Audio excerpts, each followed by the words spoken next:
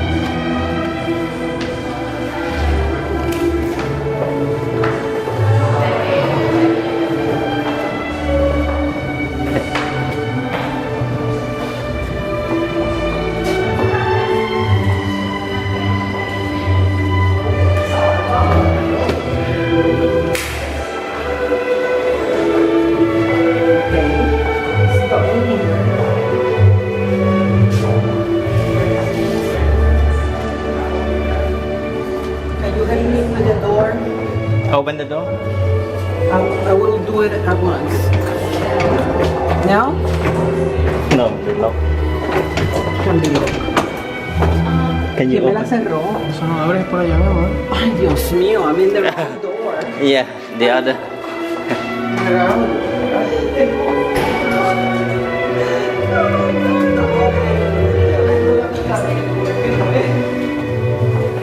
Please all rise.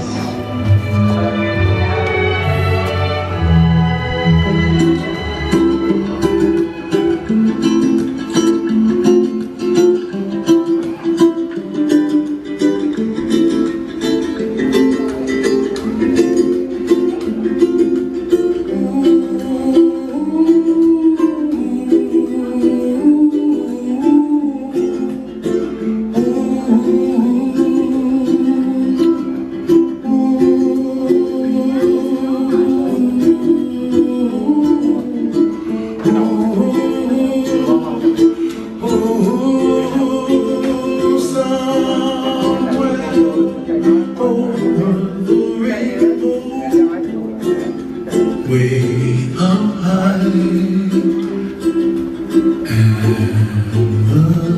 the dreams that you dream of is in the love. Good afternoon and welcome.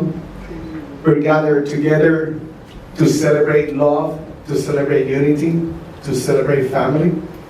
You are all friends and family here, and we also take just a moment to celebrate and remember those who are not with us, like Linda Resto, Andrew's mother, who is here also in spirit, as well as others who maybe could not come here but are also very happy for you to be here to celebrate this marriage.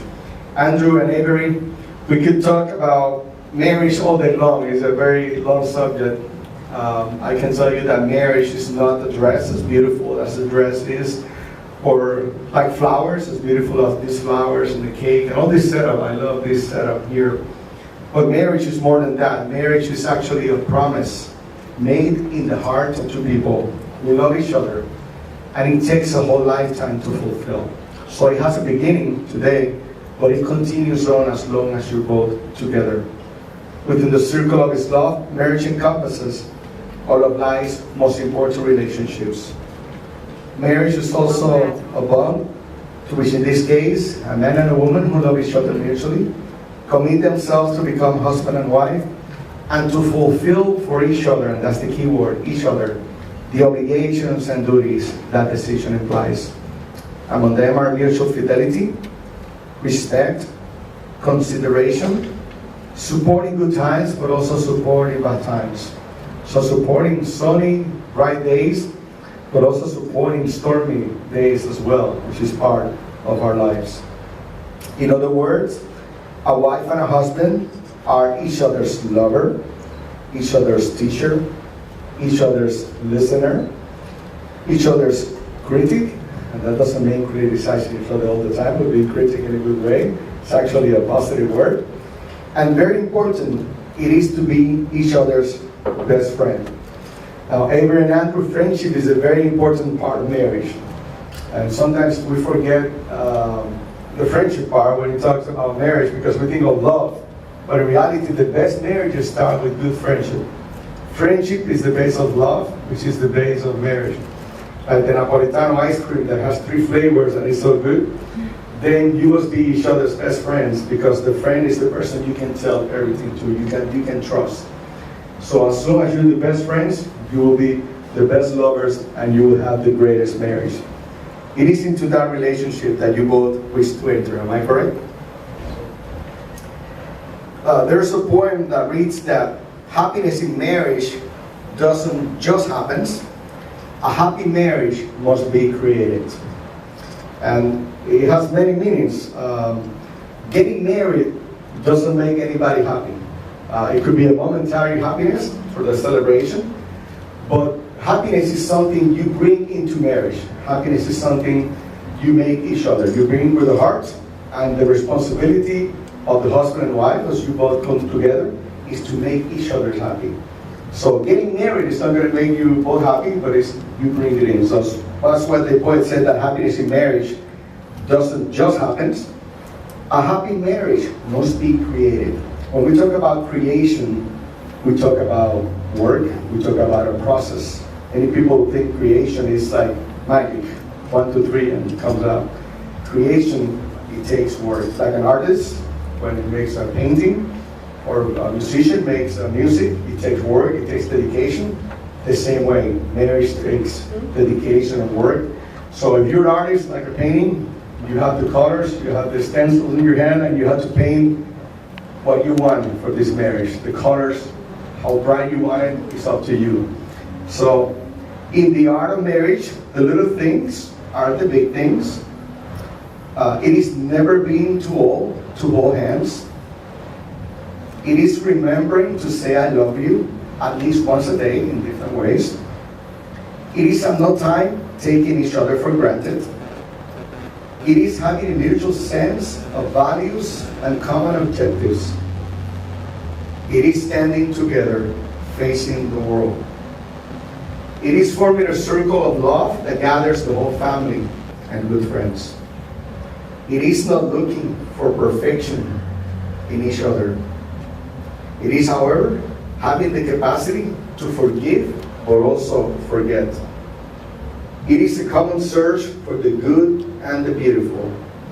And last but not least, Andrew and Avery, it is not marrying the right partner, but it is being the right partner.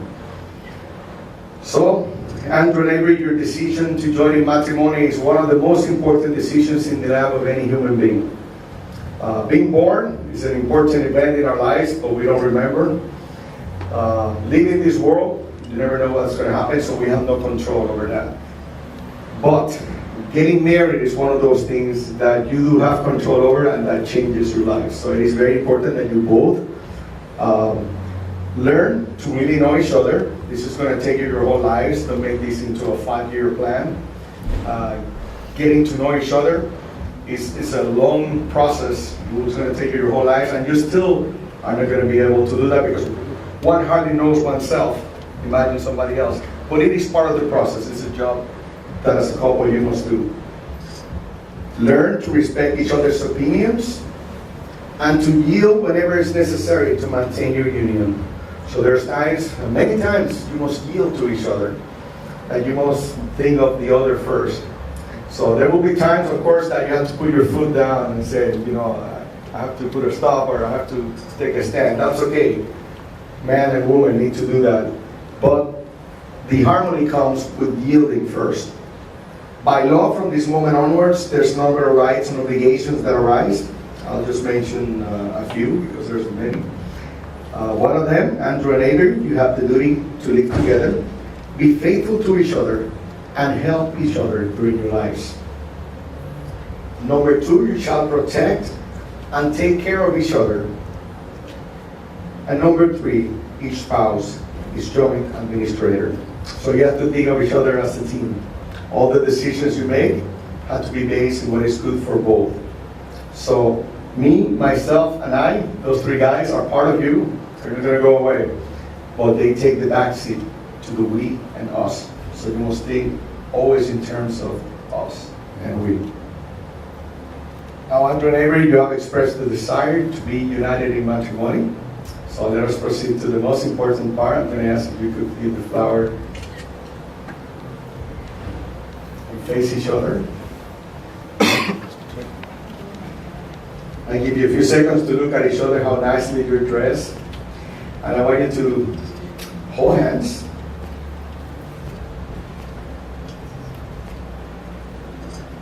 And remember the day you met. And I want you to think about the time you hold hands for the first time. And I want you to think about the future, what you want the future to be. And as you feel each other's hands, remember that those are the hands of your best friend, young and strong, and full of love for you.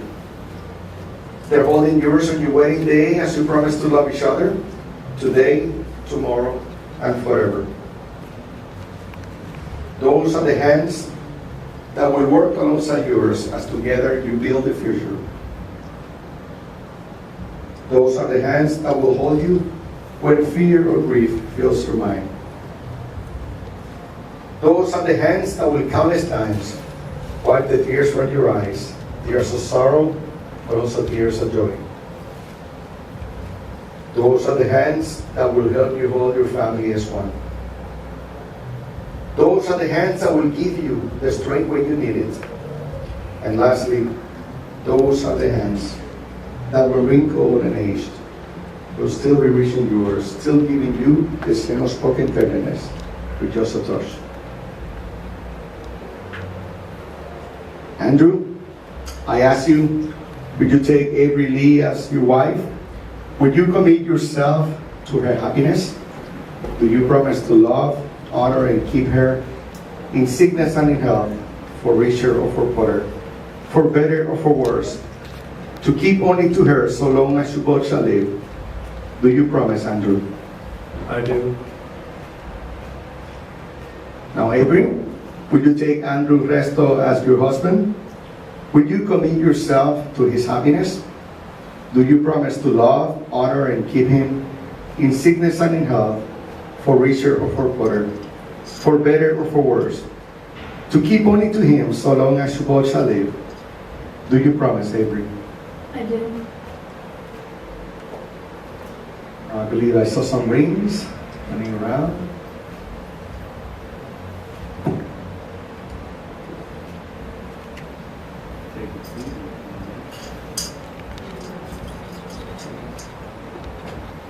The wedding ring is a symbol of marriage in at least 2 ways. The purity of gold symbolizes the purity of love. And the circle is a symbol of eternity. When you put these words together, it means eternal love. So as a symbol of eternal love, you will now share your rings.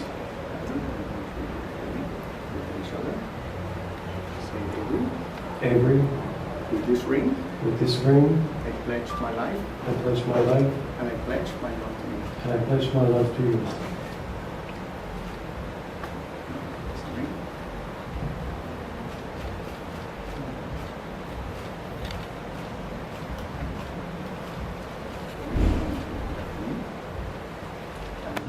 Andrew, With this ring, with this ring, I pledge my life, I pledge my life, and I pledge my love to you. and I pledge my love to you.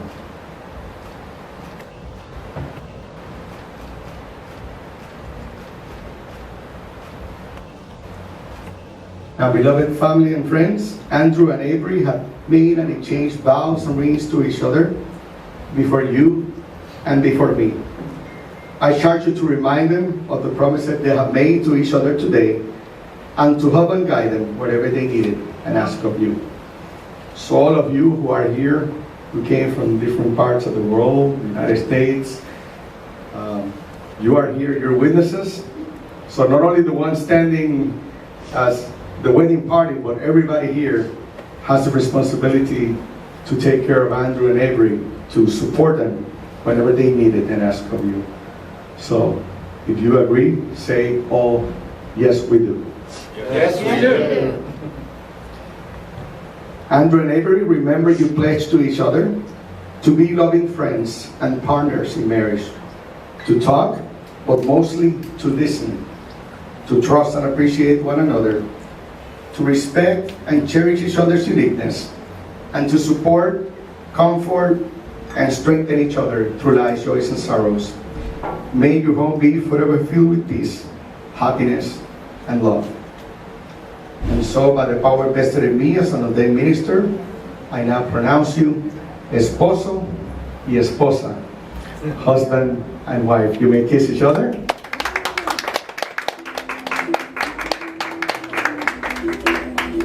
Congratulations, and we say in Spanish, que vivan los esposos. Long live the husband and wife.